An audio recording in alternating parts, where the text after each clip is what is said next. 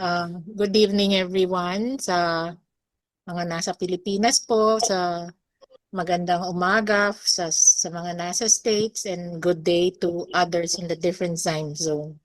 Welcome Morning. po sa ating online prayer that is organized by the Clergy for Good Governance in collaboration with faith-based organizations and some friends. Amid the social unrest na nararanasan natin ngayon, deepening corruption, poverty, and inequality, the clergy can't remain silent and will stand for truth, justice, until we reach moral renewal. Amen. Tonight, we'll listen to one of the conveners, CGG conveners, Parish Priest of St. Paul, the first hermit in San Pablo, Laguna, Monsignor Jerry Bitoon, for his welcome remarks. And then we will hear the word of God to be read by Mr. Bobby Tixon of Global Transparency and Transformation Advocates Networks, New Jersey. And then Monsignor Biton again will share a reflection on the word. Now po, we will start with our opening song.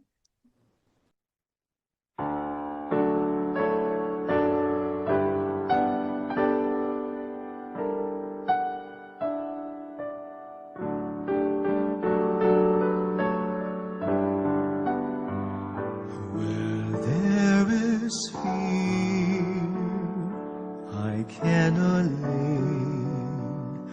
Where there is pain, I can heal. Where there are wounds, I can bind.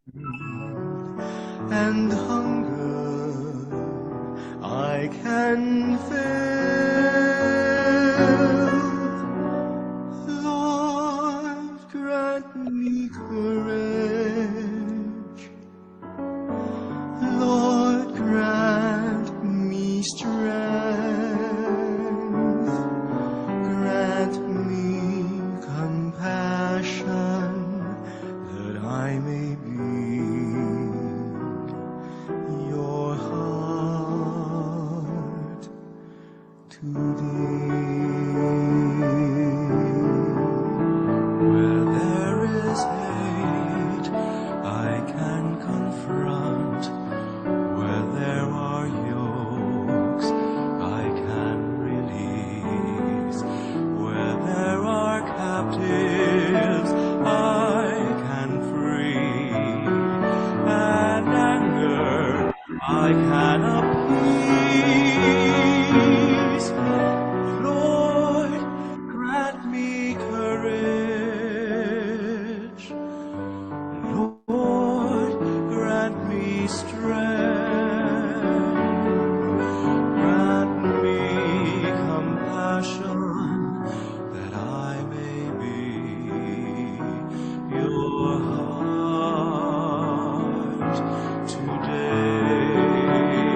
When comes the day I dread to see our broken world, compel me from myself grown cold, that your people I may behold. Where there is fear, I can allay. Where there is pain, I can heal. Where there are wounds, I can bind. And hunger, I can fill. Lord, grant me courage. Lord, grant me strength. Grant me compassion that I may be your heart today.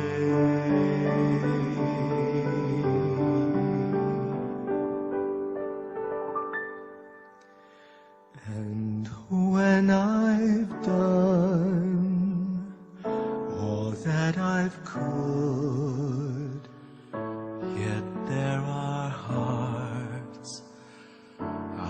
still can't move. Lord, give me hope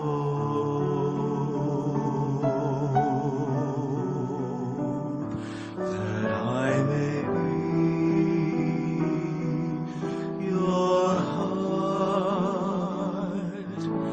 today.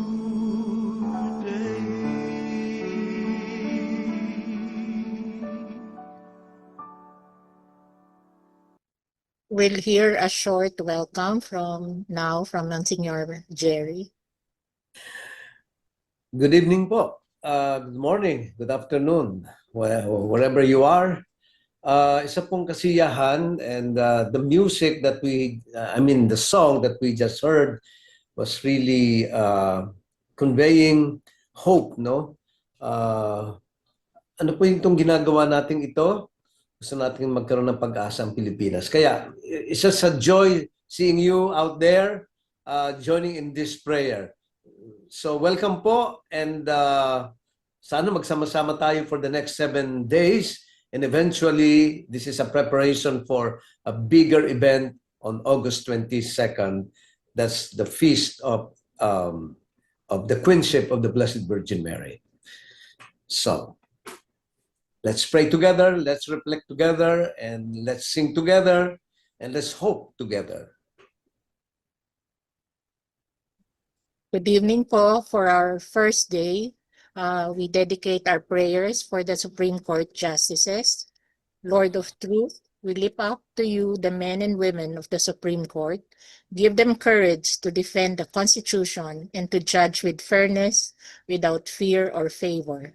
May they remember that their authority comes from you and that every decision affects millions. Strengthen them to choose justice over convenience, truth over compromise, and the good of people over personal interests. Make them shepherds of the law, guiding our nation's path toward righteousness. Amen. Amen. Next, we will hear Bobby read from the scripture. A reading from the sacred scripture. Deuteronomy chapter 16, verses 18 to 20. Appoint judges and officials for each of your tribes in every town the Lord your God is giving you, and they shall judge the people fairly. Do not pervert justice or show partiality. Do not accept a bribe, for a bribe blinds the eyes of the wise and twists the words of the innocent. Follow justice and justice alone, so that you may live and possess the land the Lord your God is giving you. The word of the Lord. Thanks be to God. Goodbye. So muli po, bumabati sa inyo from San Pablo City. Ako po si Monsignor Jerry, Rector ng Cathedral of San Pablo in Laguna, Philippines, and a member of the Clergy for Good Governance. Gusto ko rin batiin kayo sapagkat ngayon po ay kapistahan or solemnity of the Assumption of the Blessed Virgin Mary, which in a way shows us that there is hope for us, no? Because the Blessed Virgin Mary, the Mother of Jesus, is now in heaven, so we can look up to our Mother there, interceding for us, no? Di ba nakakataba ng puso? Meron tayong isang nanay na nasa langit, no? So, ito po, naglunsad tayo ng isang modality, no? Kasi sabi nga natin, parang ang dami-dami na natin ginawang mga rally. In a way, they are also effective, no? But siguro bilang isang pare, it's my duty to remind that there's still another way, no, of effecting radical even changes, no, and transformation, no, and that is through prayer and fasting and making and giving sacrifices. So ito po yung aming ino-offer ngayon, and I'm really glad that a lot of people now have started believing, no? Naniniwala na baka nga itong ating kinasadlakang sorry po at hindi ko alam kung bakit na-mute. Anyway, so bilang isang pare, I was saying a while ago, no? Ang pakiramdam namin, wag nating kalimutan na sa hinihingi nating radikal na pagbabago o transformation sa ating bansa, ay kailangan natin ang tulong mula sa itaas, sa Panginoon, no? In whom there is nothing impossible. No? And we have seen that and have experienced that in the past. No, we can speak of the EDSA People Power Revolution, no, in 1986, no, which in a way would defy military calculation and things like that. And nangyari na napaka-peaceful, no, and it was an occasion for us Filipinos to show to the world, no, that we can offer something, a kind of peaceful revolution, no, and very much in that peaceful revolution is prayer, yung magdasal. Hindi lang individually, kundi collectively, no. Of course, nandun yung rosary prayer, and of course also with the evangelical and non-Catholics, they've been praying in their own ways, and but the point is, siguro magpakumbaba din tayo at sabihin natin, Panginoon, itong nangyayaring ito ay kailangan namin ng iyong lakas ng inyong bisig. No? A while ago, na pinag-uusapan namin ni Bobby from New York, no? Na hindi natin maunawaan kung bakit among us Filipinos, meron pa rin nananatiling bulag sa katotohanan na talagang ang nangyaring pamamahala ni President Duterte ay sumira sa ating mga moral values, no? Can you hear of, can you imagine of the president with some blasphemous statements being said in national television, no? And berating people and berating women, etc. And then hindi ko alam kung nagbibiro lang talaga, no, na sana maging ano lang tayo, parang probinsya ng China. And now, Bobby was telling me, tumitindi yung lakas ng loob ng China. Now, I think meron mga barko nang nasa bunganga ng Manila Bay or something to that effect, no? So, talagang ang kailangan natin, I don't know, baka sabi nga, baka kailangan natin ang exorcism. I don't know.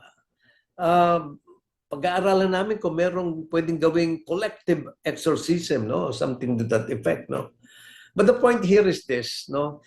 This, I think what we are doing here right now and for the next 7 days and eventually leading to August 22 is to remind us, no, of the power of prayer and the power of God's word, no? Kasi meron ding nagsasabi na baka naman yung ginagawa nyo parang pietistic event lang, no? Puro dasal, puro ganito. No. The prophetic aspect is not lost. That's why meron tayong mga reflection, no? We will be inviting people who are really expert on certain area and lines and aspect of this problem that we face right now, no? But yung sinasabi nating crisis today ng Philippines, no, constitutional crisis, at the end of the day is talagang parang is a moral crisis, no? And so dapat merong proportionate yung kung ito yung problema, dapat ang tugon din is something spiritual. And that is paulit-ulit na ako doon, pero para maging tumimo sa ating isipan, no, napakahalaga na ang mga Pilipino ay muling magsama-samang magdasal. At makikita natin sa banal na kasulatan, no, ang dasal na may kasamang fasting is even more powerful. That's why tayo aanyayahang magsakripisyo. Ako, in fact, today, no, nag-skip ako ng dinner just to show that I'm willing to walk the talk, no? Gawin po natin, mag-commit tayo in our own little ways, no? Siguro during the day you can skip one meal, kung kaya mo 2 meals, whatever, but the point is tayo maging aware, no? Ng ating power ngayon is more of the power of prayer that which we have shown so beautifully during the EDSA People Power Revolution, no? So yun, huwag tayong makalimot, kahalagahan ng collective prayer, sama-sama, which we are doing right now. That's why I would invite people who are with us now to spread the news, no?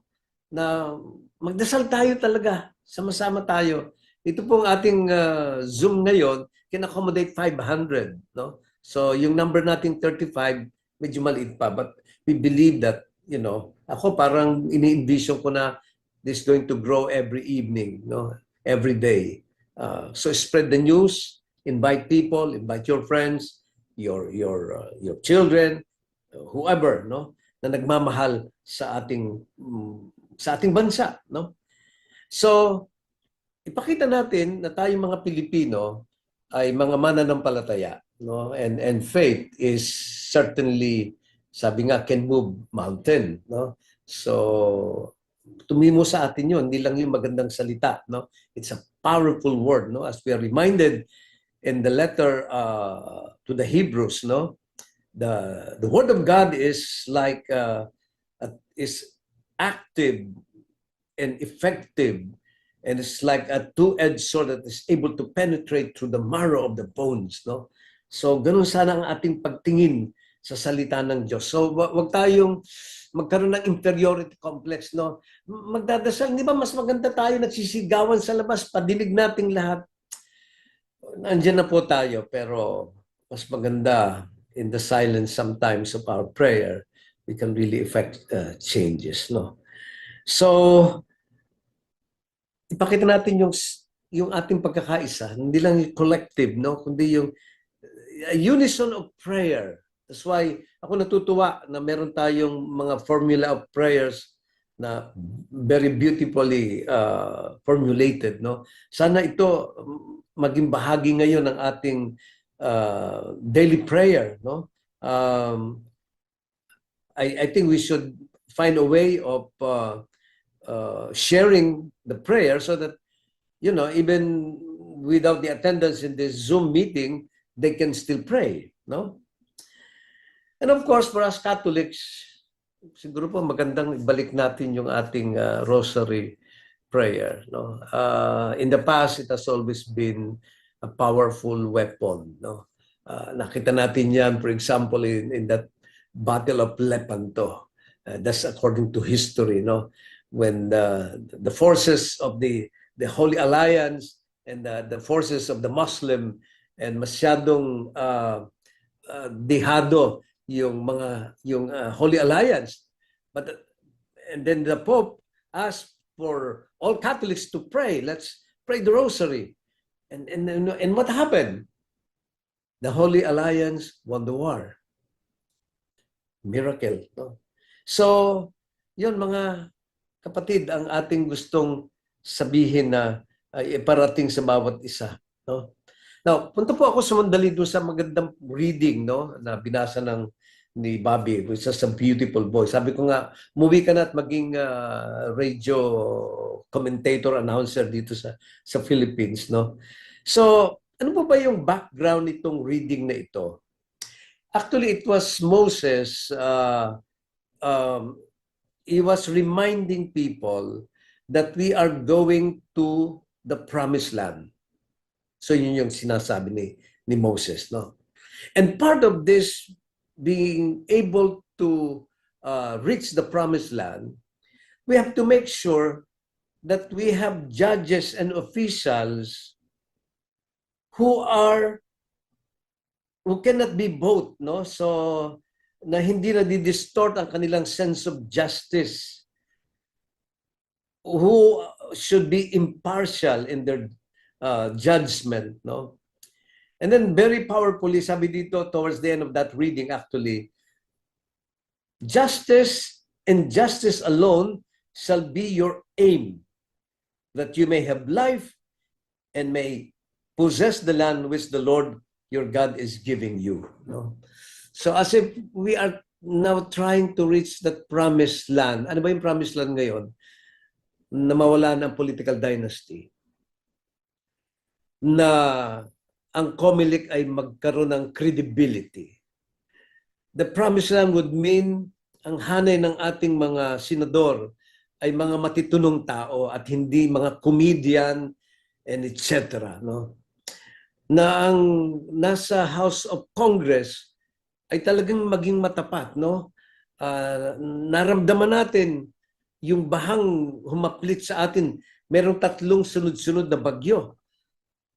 And in spite of the 500 billion pesos spent for flood control, the water was uncontrollable. I mean, ang daming nagsuffer na Pinoy, no? And now, ngayon lumalabas dahan-dahan na merong mga favored contractors and things like that. So the name of the game in the Philippines right now is corruption. And if the Supreme Court is like that now, behaving, mas binibigyan ng pabor ang letter of the law than the spirit of the law, ako may suspetsa, baka may umaandar ding pera doon, no? Parang ganun eh. Hindi ko ma-explain. Pero napaka-powerful ng pera ngayon. Yun ang pinaandar, no? So, you see, talagang ang ating problema ngayon is beyond us to solve, no? So, let's turn to God. Siguro magandang challenge din sa atin to, maging authentic Christian tayo this time, no? Maging leaven tayo, maging light of the world in our own little ways, no? But each one will have to make a commitment, no? Wag tayo mag-isip na, anyway, ako naman ay just one of the, 100 million Catholics. No. Sometimes we should believe in the power of one. And that one is you and me and us, no? So, itong mga hinihingi sa atin, no, bago na marating natin yung promised land na yon, no? Sinabi ni Moses, no. Authenticity is what is being asked, no? To be authentic Christians tayo, Catholic, to be authentic teacher, to be authentic mother, father, to be authentic congressman. So ito, authenticity now is the call of the time. And with that authenticity, siguro baka mawala yung lahat ng corruption na nangyayari ngayon. Siguro sasabihin natin yung iba, no, baka mukhang suntok sa buwan itong mga pinagsasabing ito. It might sound like that, but if we believe, no, kaya nga sabi natin, even the disciple of Jesus, no, once they were in the boat, no, and being tossed by the wind, no, and itong mga fisher folks na ito, like Peter himself, nakakapagtaka, ba't siya natakot? Bilang isang fisherman, he would know how to behave even in times of storm, no? But then nakita natin yung moment na yon was a moment of revelation. And why? Because when Jesus stood and said, "Be silent, be calm," no? And then they realized, sabi doon sa gospel na yon, they realized who Jesus was, no? And then they adored him, they worship him, no? So siguro ito yung nangyayari sa ating bansa, matinding bagyo ang ating pinagdadaanan, no? Sa Kongreso, sa Senado, sa Supreme Court, sa iba pang sangay ng ating lipunan, no? Pero wag tayong matakot. Magkaroon tayo ng pag-asa. Don't forget, no? We are in the Jubilee year. And precisely when Pope Francis called for this Jubilee celebration, he was reminding us, no, that we are pilgrims of hope, no. So siguro imagine natin, dasal natin, no, na tayong mga Pilipino ay ngayon ay nasa isang pilgrimage towards the promised land. We should be men and women of hope. So tayo po, tayong mga bumubuo in a way ng core group, wag tayo maging hopeless, no? 'Di ba? Kasi minsan may mga nagsasound off na ganyan eh. No, maging matibay tayo sa pag-asa. God will never abandon us. Sabi nga doon sa letter of Saint Peter, cast your cares to the Lord for He cares about you. No? So itapon nyo daw lahat ng inyong alalahanin sa Diyos at Siya mag-aalala sa atin. Alalang-alala tayo ngayon, ano? Yung sinishare ko lang kanina, ni Bobby, sabi, kumagrabe na ito, what's going to happen in the coming hours, coming days. China is becoming more, bolder, no? Parang tinatakot tayo, no? So, hindi naman siguro magpapabaya sa atin ang Panginoon. Okay. So, I would like to end this reflection with the blessing that normally is given to the chosen people. May the Lord bless us and keep us. May the Lord make His face shine upon us and be gracious to us. May the Lord lift up His countenance upon us and give us peace. Amen.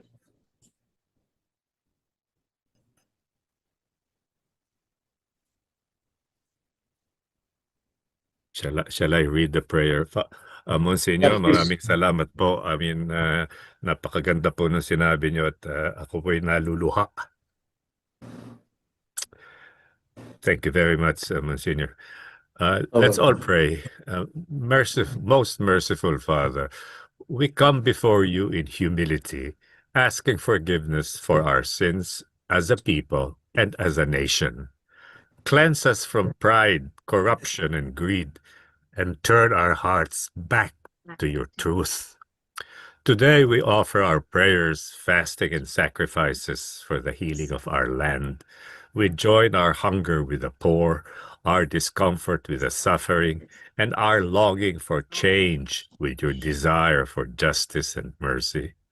Look with favor on our leaders, our justices, senators, and all in authority.